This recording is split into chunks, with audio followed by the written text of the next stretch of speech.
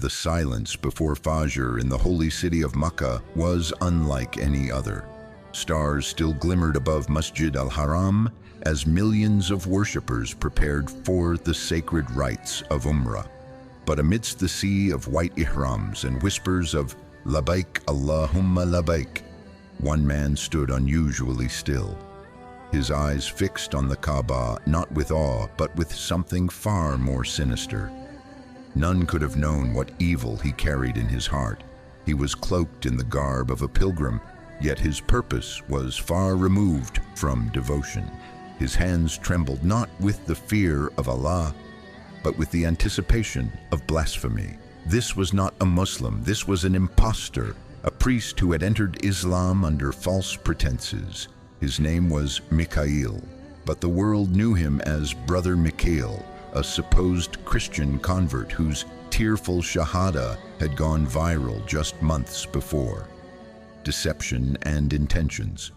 Father Mikhail had spent nearly 2 years studying Islam, not out of curiosity, not to seek truth, but to destroy it from within. He had memorized verses, adopted mannerisms, and attended mosques. When he finally declared his conversion publicly, he was welcomed like a lost soul returned to the fold. Social media flooded with congratulatory messages. Mosques invited him to speak about his journey. Some even wept watching him cry during Salah. But behind the camera, behind the mask of piety, his heart beat with hatred. He had carefully planned a mission to defile the Kaaba, a scheme so vile that even his fellow conspirators doubted its feasibility. His plan? To spit on the most revered object in Islam, the Hajar al-Aswad, the black stone from paradise. And so, with donations from unsuspecting Muslims and media coverage praising the convert's first Umrah, Mikhail boarded a flight to Jeddah. Arrival in Makkah. His entry into Masjid al-Haram was met with reverence. People smiled warmly, some even hugging him. Brother Mikhail, they called him, guiding him gently through the crowd. He nodded, whispered prayers, and walked with calculated humility. The towering Kaaba loomed ahead, draped in its black kiswa, its golden embroidery glowing under the morning sun. But Mikhail's eyes were not moist with love. They were wild with tension. Each step toward the Kaaba brought him closer to the point of no return. Around his neck, under his cloth, hung a hidden silver cross, a silent rebellion in the house of Allah. He joined the tawaf, circling the Kaaba like the rest, lips whispering fake dhikr as he neared the black stone. His breathing intensified. The moment had come. The crowd parted slightly for the new Muslim, hoping to kiss the Hajar al-Aswad. He raised his hands like the others, but what followed shocked the entire gathering. With a sudden movement, he leaned forward and spat forcefully directly onto the black stone. Time stopped. Gasps echoed across the mataf. A woman screamed. An old man collapsed. A child cried. The once peaceful moment turned to disbelief. But before a single hand could grab him, a sudden blinding light erupted from the black stone. It wasn't sunlight. It wasn't artificial. Witnesses described it as a piercing beam, white, intense, holy, that shot directly into the face of the man. Mikhail shrieked. He clutched his eyes and dropped to the marble floor, screaming like a beast. "I can't see! I can't see!" Blood trickled from his eyes. He writhed on the ground like someone possessed. The crowd, paralyzed at first, surged forward in rage and horror. Within seconds, Haram's security surrounded him. The cross around his neck was exposed. The truth was out. He was dragged into a holding area. Top officials and scholars were called. The man confessed everything. The hidden camera in his bag, the notes detailing his plan, the hate messages from his group. Everything came to light. Saudi authorities, in full accordance with Sharia, deemed the act as open blasphemy and sacrilege within the sacred precinct. Within hours, an emergency ruling was passed. He would be punished publicly to serve as a deterrent. That evening after Maghrib, he was brought back to the courtyard, blind and trembling. Pilgrims stood in solemn silence. Imams recited verses of the Quran.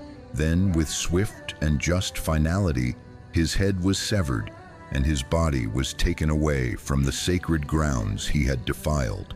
The blood washed away, but the message remained. Just minutes after the execution, another story began to unfold, this time a miracle.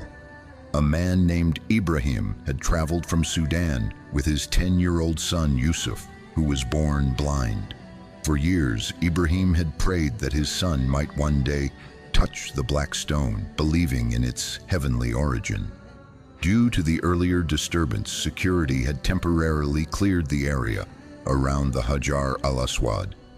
Seeing the opportunity, Ibrahim begged an officer, "Just one moment, let my son touch it, that's all I ask." The guard nodded. Ibrahim guided Yusuf's small hand to the edge of the stone. The boy touched it gently, whispering a dua his father had taught him. The moment his palm pressed against the stone, a soft pulse of warmth ran through his fingers. Yusuf gasped, "Baba, I see light." Ibrahim froze. "Baba, I see the Kaaba, I see it." People nearby turned, tears flowed. Ibrahim fell into sujud, sobbing. Doctors rushed in, stunned beyond belief. Within hours, experts confirmed Yusuf's vision had been fully restored. No surgery, no treatment, just a touch of the stone that had moments earlier defended its sanctity with divine fire. News spread globally, the betrayal of the priest, the punishment, the miracle. Millions witnessed both wrath and mercy in the same day. Scholars addressed the Ummah. They reminded Muslims of the Hadith. The black stone descended from paradise, and it was whiter than milk. Then the sins of the children of Adam made it black. They explained how it bears witness for those who kiss it with sincerity, and how even stones can testify, protect, and punish by the will of Allah. Many wept at the miracle, others trembled at the punishment, but all agreed. No one mocks the sanctity of Allah's house and walks away unharmed. Final message. Let this be a lesson to the enemies of Islam. You may fool people, but you cannot fool Allah. You may hide your hatred, but the black stone sees the truth. You may come to desecrate, but you will leave disgraced. And to the believers, let this be a sign that miracles still live among us, that Allah watches, that His justice is swift, and that those who honor the sacred shall be honored by the most merciful. The story of Father Mikhail is not merely an isolated event of deception. It is a divine demonstration of truth, justice, and the living power of Allah's sanctity.